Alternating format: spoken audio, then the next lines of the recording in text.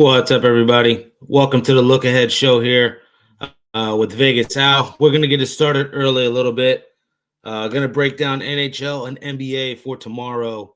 Obviously, we have the Black Friday football game as well with the Bears and Eagles. I did break that game down a couple episodes ago with all of the football look aheads. I'll talk about the game, though, real quick and get it out of the way. I was on the Bears. I still am on them, +7 here. At the end of the day, I still think this is going to be a defensive type game between the Bears and the Eagles.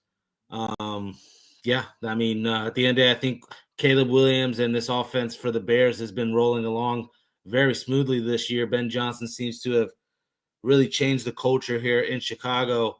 And again, just inconsistent quarterback play out of Jalen Hurts and the Eagles really entirely this year is what gets me on the Bears here +7. Obviously, it's kind of a bounce back spot for Philadelphia there after that ugly showing there against the Cowboys, giving that big lead up like that and losing outright. I still like, the Bears in a close, probably low scoring game. So I'll take the +7 with the Bears, just breaking that one down again, because that's what we got looking at here tomorrow.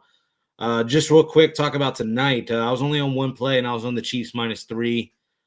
Boy, oh boy. That's I don't even know what to say, guys. I just think the Chiefs at this point are probably not making the playoffs, and probably saw it 3, 4, 5 weeks ago when they were losing to Jacksonville.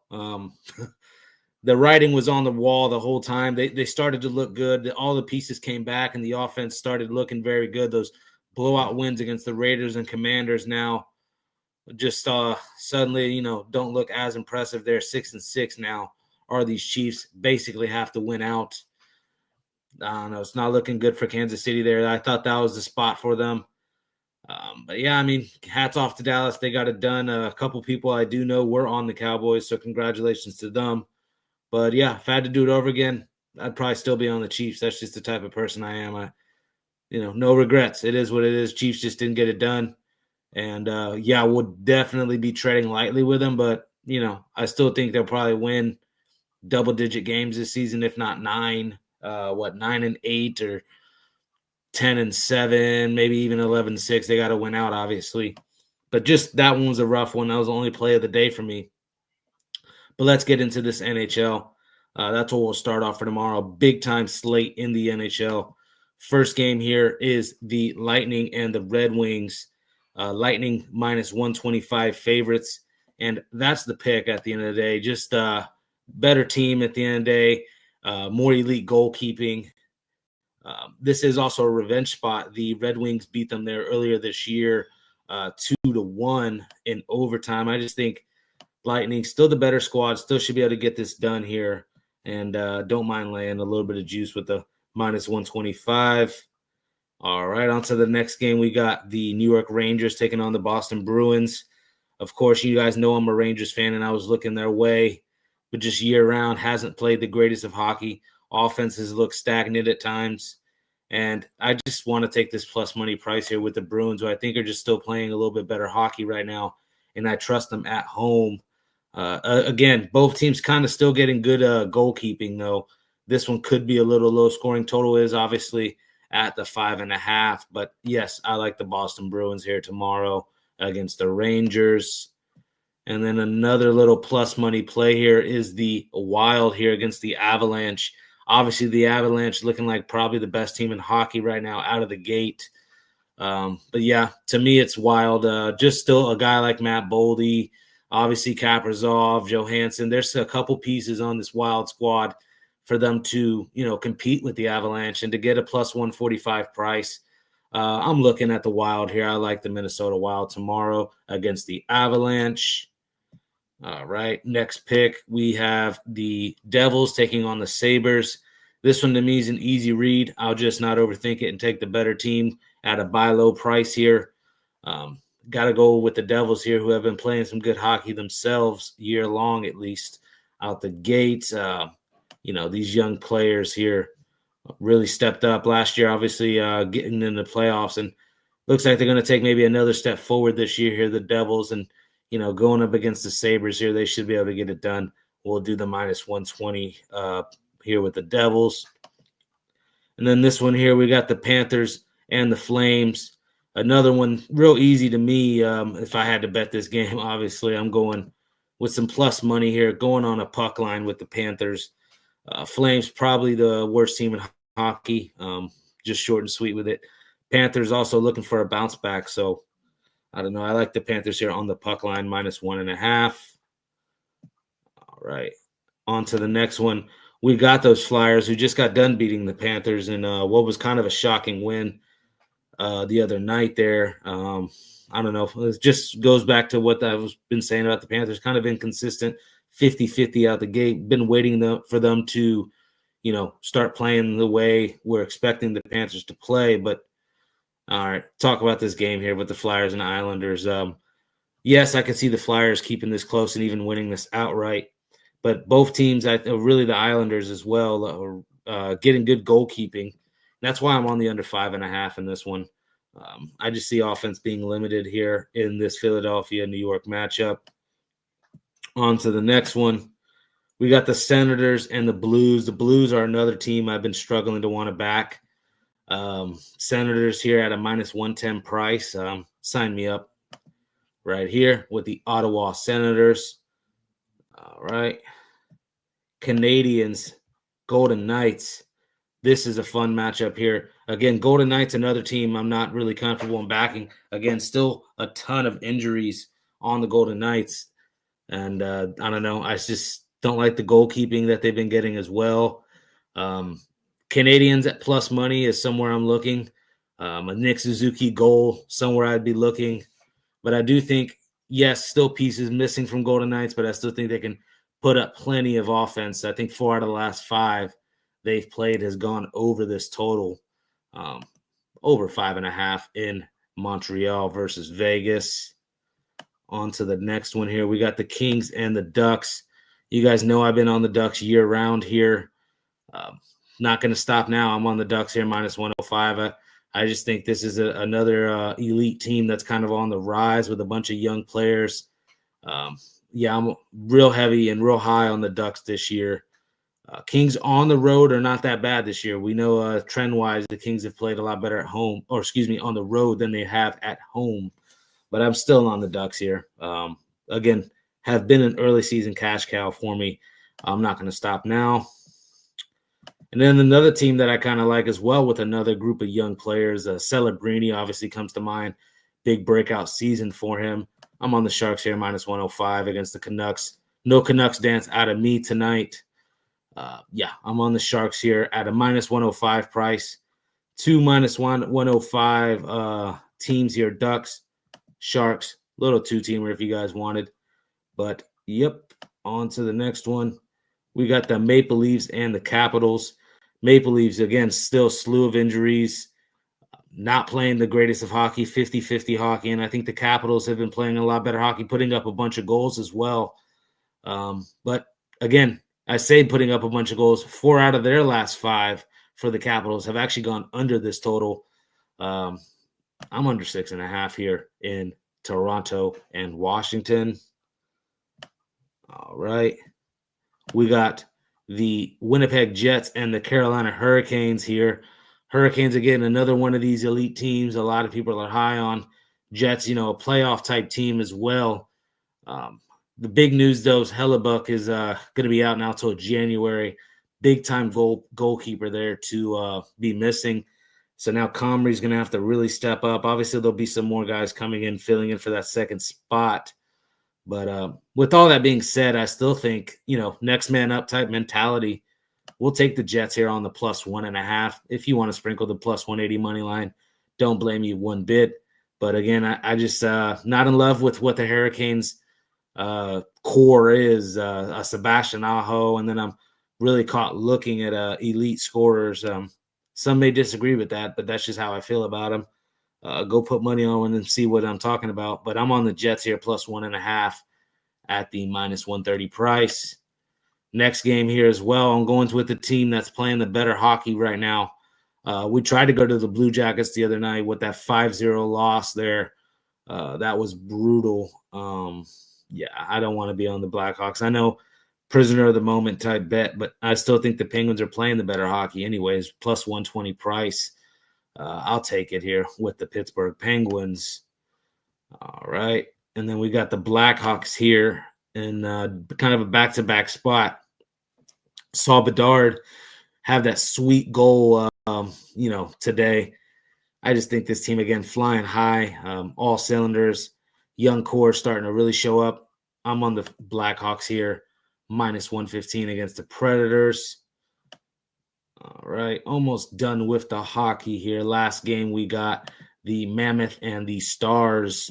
Stars laying the minus 145 price here. Again, just going to go to the better team, more experienced team as well. Getting Rantanen back as well here, the Stars. I'll take the puck line actually with them here, a big plus 170 price. This one's up to you. You want to lay the juice with the minus 145 with the Stars, or do you want to go puck line? I definitely think they can win this game by 2 or more goals against the Mammoth. So, yes, I'll be chasing that plus 170 price with the Stars on the puck line tomorrow. And now we're going to get into some NBA action. I'll read off some of these injury reports, at least for game by game here. 1 second.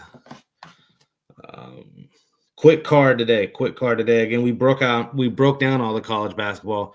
We broke down all of the upcoming college football. So it's basically the hockey and the NBA. Obviously, there's college basketball, but I'm saving that there for the morning show. There's just a lot to cover each day in college hoops. First game, obviously, is here, Cavaliers and Hawks in the NBA. As far as the injury report, a bunch of guys still listed as game-time decision. I am expecting them to play. A Jared Allen, a Sam Merrill's out, actually. Jared Allen, a game-time decision, and Dean Wade, and that's really it. A couple guys already, like a Garland is going to play now. He was on the injury report earlier today. Yeah, he's listed as probable now. That's why I'm on the Cavs. I think they're starting to get their pieces back. 12-7 isn't the most ideal start for them, even though obviously still going to be in the playoff hunt. And there's been talks of them kind of easing through this season. But going against this Hawks team, I still think there's more pieces that on their roster here. And it's a cut matchup. And I think they want to, only a game ahead of the Hawks, start pulling away in the Eastern Conference. And I still think they have a major talent discrepancy here when it comes to playing the Hawks. And Evan Mobley, the points, rebounds, and assists, or not assists, but points and rebound prop. For him, I'm looking at with Evan Mobley averaging 18 and 8 this year. Yes, I could see him getting 20 and 10. So, 29 and a half, 28 and a half on the points and rebounds for Evan Mobley. I'm looking that way.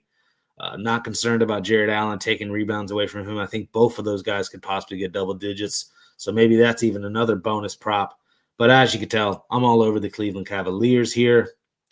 Next game, we got the 76ers taking on the Nets. Pull it up right here. Yeah, Sixers are laying 7.5 here against Brooklyn.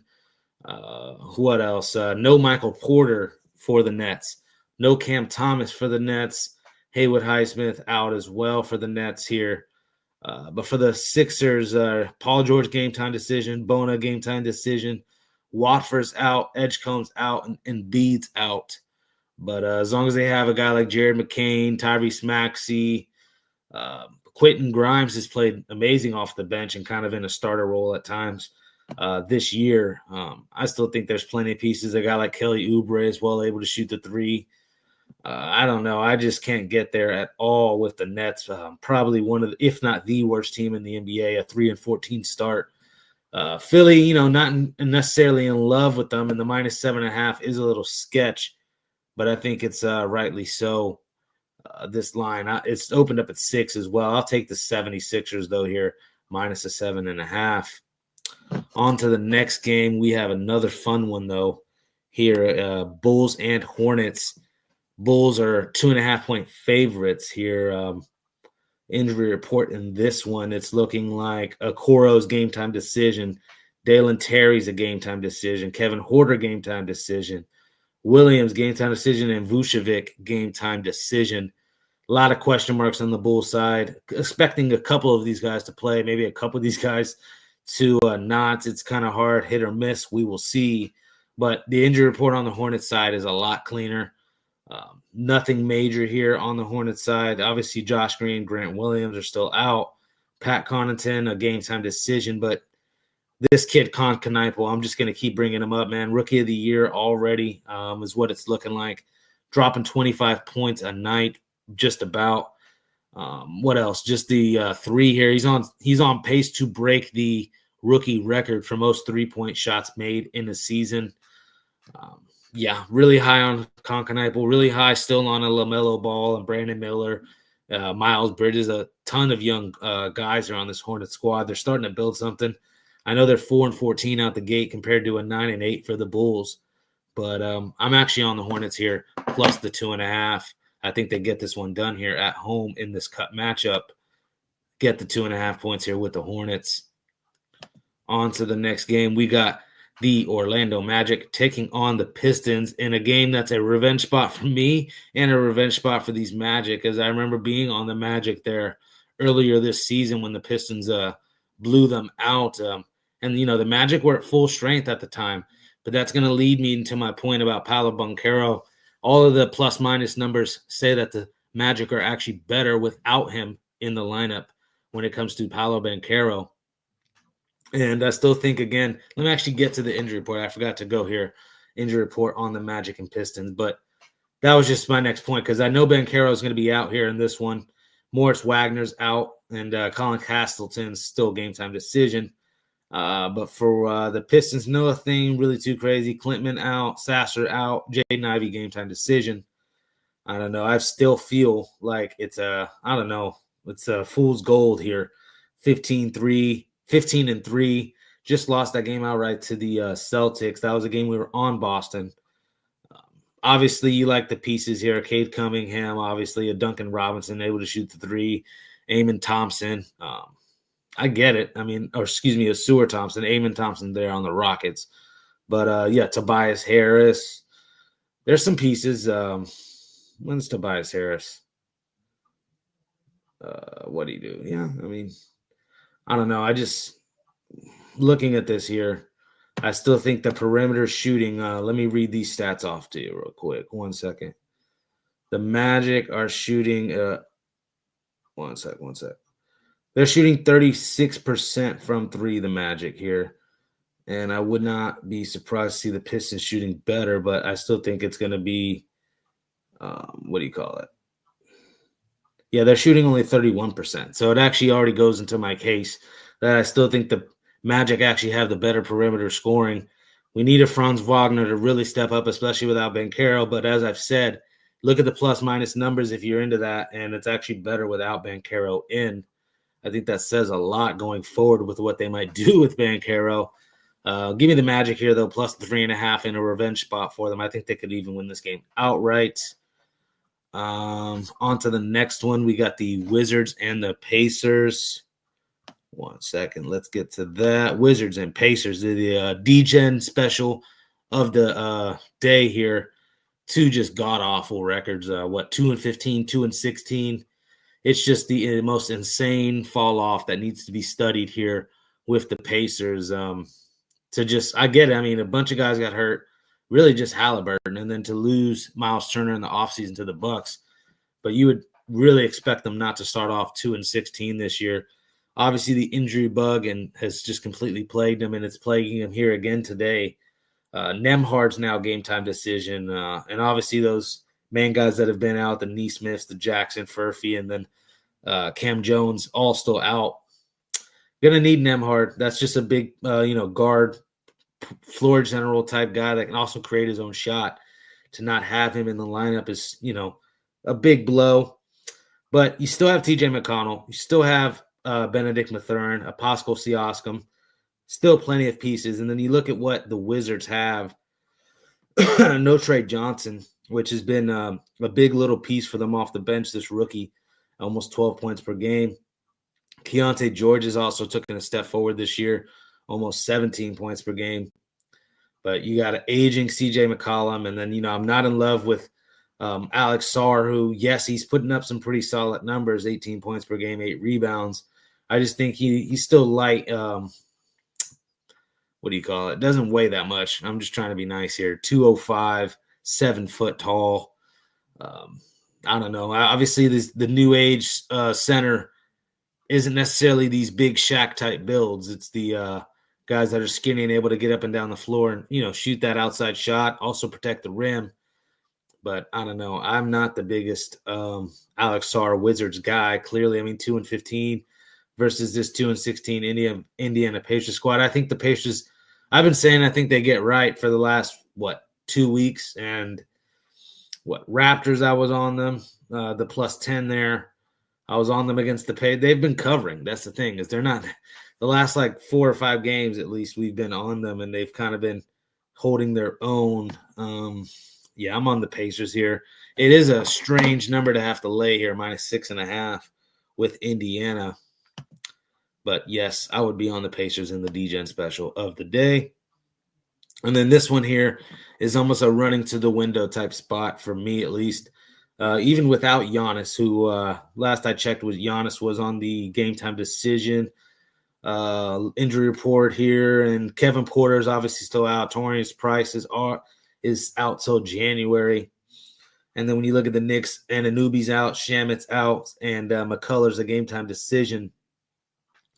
I still think, again, even if Giannis doesn't play, I like a Ryan Rollins, I like a Gary Trent, Bobby Portis, Miles Turner, the Kyle Kuzmas of the world. Deep Milwaukee team. 8-11 is a surprising start for me. I'm expecting this team to finish in the top 5 there in the Eastern Conference and really make some noise once playoff starts. Obviously, in the NBA, a lot of these teams just coast until that time. But this is a spot I think they get up for here against the Knicks. To get 8 points in our back pocket, yes, I like I like the Bucks here. It's +7.5. I'll take that, obviously, here, the +7.5 with Milwaukee. All right, and then here's a game here. Suns and Thunder. Stepped in front of the Thunder there with the Timberwolves, and not upset about it. At least we covered the spread. I had a +8.5. I had +10.5.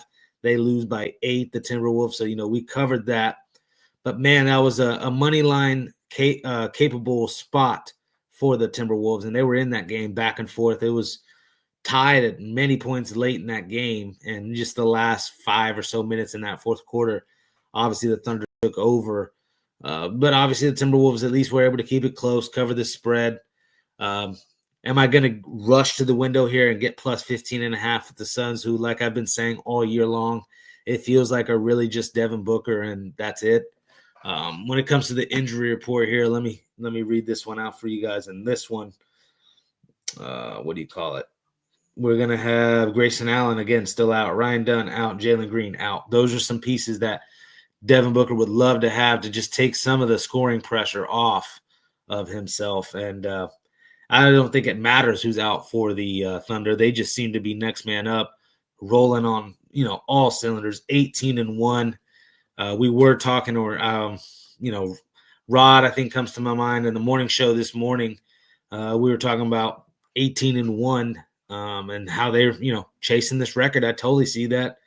A 73-9 type chase of a record is what they could possibly be going for. We night in, night out seem to not be taking nights off. That doesn't mean I'm laying 15.5 with them either. The one thing I do like in this game is plenty of points. Give me the over 227.5. Seems very light considering the fact that I definitely can see OKC getting to 120. You just need Suns and Devin Booker to, get us to 100 or so. And we should be able to get over this total here, over 227.5. Wouldn't surprise me to see a close game. Wouldn't surprise me to see a blowout. I just like rather rooting on some points here and get the over 227.5 between Phoenix and Oklahoma City. We have the San Antonio Spurs next up against the Denver Nuggets. Read the injury report here with this one as well. 1 second. Injury report here. Obviously, no Wembanyama still. He's going to be out. He won't be back until December. I'm seeing December 4th, December 3rd. Stephon Castle here. is still going to be out as well. Another piece, McLaughlin out. Harrison Ingram, game time decision here for the Spurs. Strother, Gordon, and Braun still out. Still no problem to me. Nuggets next man up mentality, 13-4 start. The Tim Hardaway Jr., Cam Johnson acquisition helps bring depth for this current situation where a couple guys are out of the rotation. A Peyton Watson. Yeah, I'm on the Nuggets here in this one. All right, Nuggets here in this one. 1 second. Yes, Nuggets minus 8.5 versus the Spurs. That's what we're on. See some of the comments here. Alex says he was on all three dogs. Love that. Love that. Love that for you, man. I love when that happens too. And you just say, I'm going to touch all the plus money plays and they all cash. Unfortunately, man, I was on only one play there today, and it was the Chiefs -3. I decided to go square, man.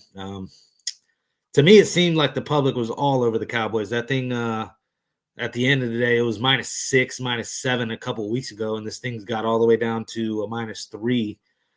Thought there was way too much money on the Cowboy side, and then the knee-jerk reaction to what happened last week against the Eagles. And hey, I'm wrong. It happens. But I'm telling you right now, I'm not touching the Chiefs, even if they win the last 10 games of the year outright. Not 10 games. What are they? 6-6. It'd be 5 games or so. Yeah, even if they go 11-6 this year, I'm probably not going to be on that run. I'm off of them year-round. I'm done. They did this tonight was the final night. Wish I would have stopped betting them around the Jacksonville game, but at least I cashed on the Chiefs there against the Commanders, against the Raiders. They made me some money. The Bills game stings. This one stung, and then the Jacksonville game stung. 3 games they shouldn't have lost, bottom line, and they did. Can live with the Buffalo one and Josh Allen and crew, but this one tonight was disgusting. I don't know how they lost that game, guys. Just Trent McDuffie looks like it's time. It's time, and he's been solid for them the last couple seasons. I'm very surprised the drastic fall off there for McDuffie. Check out these comments again. Again, Alex still in the chat. We got the Nuggets -8.5. I do, man. It's just not having Wemby. It's that big of a deal. It's that big of a deal not having Wemby in the lineup.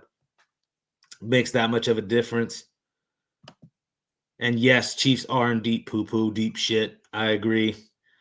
I'm done. I just can't believe it, man. I can and can't believe it because, like I said, the writing was on the wall in that Jacksonville game on Monday night there. DeAndre back in the chat. I know he was on those Cowboys. We went head-to-head. Shout out to DeAndre. Is what it is. Again, I said earlier I'd still be on it, man. I just think the Chiefs are the better team, but hey, that doesn't mean the better team always wins. It was maybe a Dallas spot, but again, I thought it was a Chiefs spot too. It was a tough game to call, and it came through. You know what was probably the better play was just taking the over. But man, I can go rant on about this Chiefs loss, but it is what it is. Just, DeAndre, pack it up with the Chiefs. Yep, pack it up. Done with them. You won't see me touching the rest of the year. That's for sure. But, going forward next year when we get next NFL season, knowing to get off of them a little bit earlier, these type of teams.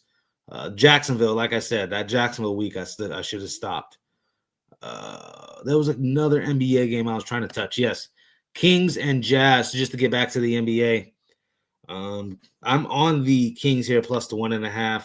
Am I in love with this one? No. The total at 239.5 is somewhere we can look at the over.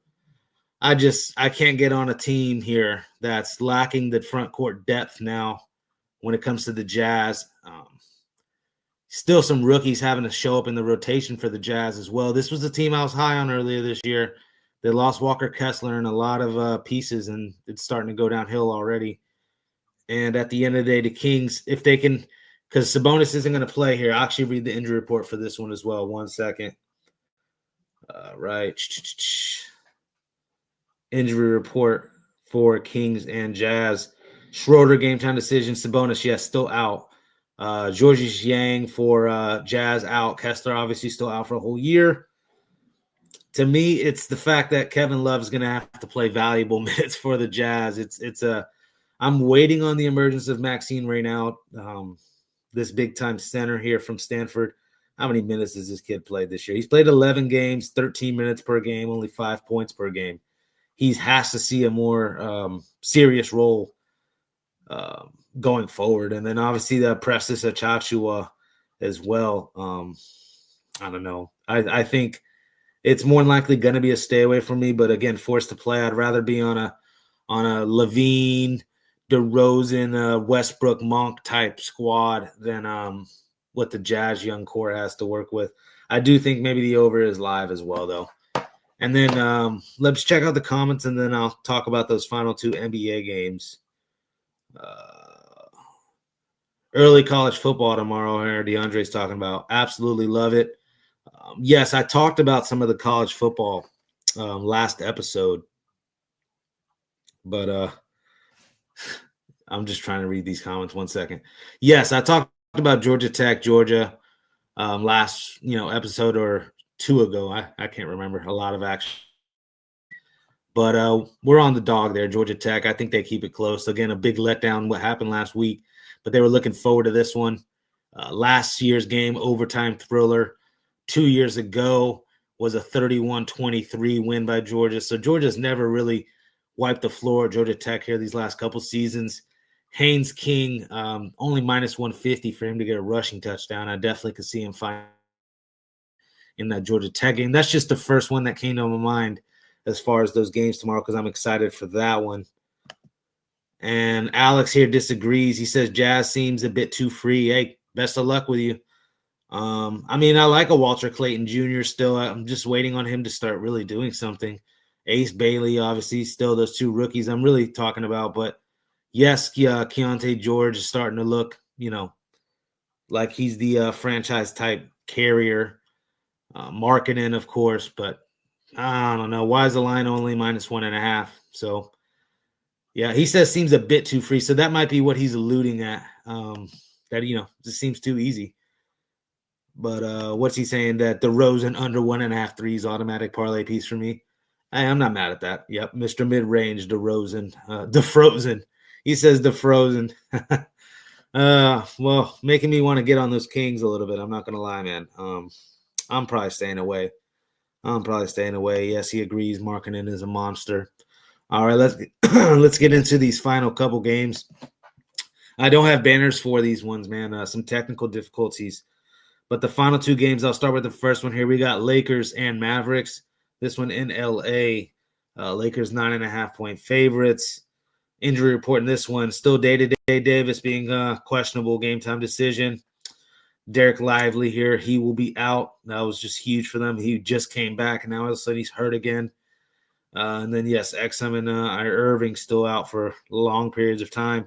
But a little bit cleaner of an injury report for the Mavericks. Not as bad as it has been recently. And then you look at the Lakers, Marcus Smart, DeAndre Ayton, game-time decisions. Let's see what's going on with Ayton again. It was he's listed as probable, so they're expecting him to play because I feel like they will need that big piece down low. Marcus Smart, questionable back. We'll see. Another defensive type player. A nice wing for the Lakers. I'm looking the Lakers' way here. I'm laying the minus 9.5 here. Again, LeBron, Luka, Austin Reeves, just too much firepower against this Dallas Mavericks squad, who's just been piecing together a lineup week, day in, day out. 5-14 start, fired the GM. I mean, come on. Many reasons to be on the Lakers minus 9.5. It opened up at 10.5 and is bet down to 9.5. So, again, that makes me like the Lakers even more this one as they may improve to 14-4. Nice little start for LA Lakers, and they may make some noise in the West. Check out these comments here. Luka triple dub. I mean, is it almost automatic at this point? Even if it doesn't cash every night, I'll take it. Luka triple dub. I've been trying to find it. Just one day, just give me one time a Luka and LeBron triple double in the same game. Give me that 2-teamer. It's going to happen. You're like, how are they going to get 20 assists combined? Well, I don't know. Make it happen. It's possible. I've seen it before. Obviously, it's a major payout if you can find it. But the final game, we'll go Grizzlies, Clippers. Grizzlies 6.5-point dogs facing these Clippers. Injury report here, and this one is what? We got Ty Jerome still out. John Morant out. Javon Small, Brandon Clark, and Scottie Pippen Jr. all out. 5 pieces for the Grizzlies are going to be out tomorrow. Don't like Jordan Miller still being out here. Again, the 6'6" guy off the bench here has been a nice little piece for like a Norman Powell replacement. And obviously, no more Norman Powell on the Clippers. And, Jordan Miller, 13 points a game is solid. For him not to be in, a little worrisome. No Bogdanovich is worrisome as well. Derek Jones, another forward. Yeah, I don't know. I could still get on the Clippers here, though, minus the 6.5. I do like the over 226.5 probably a lot more. I don't know. When I see James Harden, I know he's going to cook. 10-plus assists for him. What's he averaging assist-wise this year? Averaging 8.5 assists, his usual type, 28 and 8. The triple-doubles live for him as well. We'll see Kawhi. We'll see what's going on with Kawhi. I never know what's going on with him. I know he played against the Lakers. I don't know. We'll see with him. He should play, expecting him to. John Collins, Zubac. I think there's, again, legit more pieces on this Clipper side. That's why I get the line being minus 6.5. I will take the Clippers here in this one. But that breaks down all the NHL and NBA. So, yeah, let me bring a little college football for tomorrow as well. I just don't have the banners for it. Again, it shut me down after I believe the Jazz one. It stopped letting me make banners here. StreamYard being a little funky. Yeah, that's why, the Kings plus the 1.5 here against the Jazz. This is the final one I was able to make a banner for. We're on the Kings plus the 1.5, just trusting those old grizzled veterans to get it done for us here against basically the young hotshot team. Either way, I do see some offense in this one. If you want to touch that high total on the over, go for it. Be my guest. But some college football, let me bring some more up, and I'll just run through them. I'm not even going to really tell you much. I'm just going to give you the pick. What was it? I know the Ole Miss, Mississippi State. I gave that one out, giving Mississippi State plus the points, plus 7.5, Lane Kiffin distractions, etc. That was for tomorrow. Georgia Tech, Georgia, just talked about that earlier in this video. Georgia Tech plus the 14 I'm seeing now. Read some of these comments, see if anybody else has a game they want to talk about. Eagles game got 18-mile-per-hour wind gust. I know, that's why I like Alex here talking about the Eagles game. Yes, that's why I like under, and I like Bears plus 17.5. I did give out kicking props. That worries me. I gave out a kicking prop, Cairo Santos over 1.5 field goals. Still think he can get it. We're going to have to get some short field goals. Eagles defense in the red zone is not easy to score on. So what was it tonight? Too many. It's been all season, really. The new trend nowadays of going for it on 4th and goal from the 2-3 yard line. Just take your points, especially in the first quarter early in these games. I don't know. I like going on rants here, but I like the Bears plus 7. And then, yes, I'm not mad at an under, especially with that windy game. You really trust Jalen Hurts to deliver dimes here in this windy weather. Come on. He's saying Purdue by 40 in college football. Oh, against Indiana. Yeah, no, Indiana by 40. I get what he's saying. Their last big time game here against Purdue, and then obviously the Big Ten title game. They might just get up 28-0 and coast. That's the thing. That's the reason why I'm staying away from it. It would be, I do agree. I mean, it's probably Indiana or pass in that one. A&M Texas. I told you guys about Texas here. At the end of the day, Texas plus the 2.5. I think they are alive in this one. I like the under in that game as well. I do see Texas's offensive line struggling a little bit, and Texas A&M's defensive front is no joke. But again, Texas's defense is no slouch either. Anthony Hill in the middle of that defense can definitely force some turnovers. Yes, I like Texas this weekend. I'll give you a couple more for tomorrow. The only other one I was looking at as well, Arizona State. We like the over 48.5 in this one. Fafita versus Sims. 2 different types of quarterback. One of them is more of the drop back passer, going to sling it around the yard 40 times a game. And then you got Jeff Sims here, who's going to just quarterback power his way to a 200-yard type performance on the ground if he can. Yes, I see this over 48.5 in the Arizona State-Arizona game, a nice rivalry matchup. Sun Devils no good. I don't know, man. 8-3 this year. They bounced. Who was it here? Let me go through their whole resume. We'll talk about this. Yeah, they freaking literally just obliterated Colorado. That's not saying much. The close win against West Virginia. What is it? 1, 2, 3 straight wins since the Houston loss. I'm not going to, rag them too much about the Houston loss. Beat Texas Tech there. I remember Tech had their backup quarterback in. Utah blowout loss is ugly. But, I mean, their resume is not awful. The other only loss is to Mississippi State, an SEC school. And obviously always high on the SEC. Yeah, I know West Virginia lost their quarterback that game too, but it's always tough to face a quarterback. What do you call it? When you don't know anything about them, and it's like their first starter, they just came in, and they still, pulled the win out at the end of the day. Still pulled the win out. Arizona State. You're making me want to get on Arizona State, man. Let me know what you're on in that game. It sounds like you're on Arizona. Instead of saving ourselves the trouble here going head-to-head, let's just touch this over 48.5. What do you think about that? Let me know. But that's basically all of the action I'll have for you guys on this show tonight. I'll talk about some college basketball. What do you call it? I'll talk about some college basketball on the morning show more than likely. But, yes, we have a big day tomorrow ahead of us. Check it out or check out the site, tonyspicks.com. Might have to be Bearcats. Shout out to Alex in the chat, really contributing here. He said might have to be the Bearcats. Well, I think he's talking about Cincinnati Bearcats. Let me see what he's talking about. It has to be Cincinnati Bearcats. Cincinnati. It's one of those things like so many games, man. I have to Cincinnati. I'll talk about that one, and then I'll get out of here. Cincinnati, okay, against TCU, yeah. That's a tough one. Sonny Dykes. I do agree a little bit. Just who's more of a dangerous quarterback? I think Brendan Sorsby is the more dangerous quarterback, more of a better dual threat when you look at Hoover. So I'm not mad at that one for sure. I get you. But yeah, I think that has it. That's all I have for you guys tonight, guys.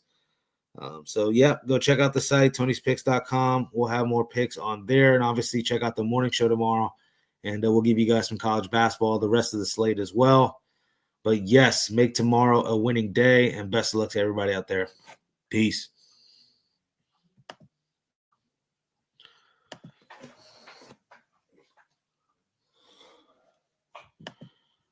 Yeah, I want to leave.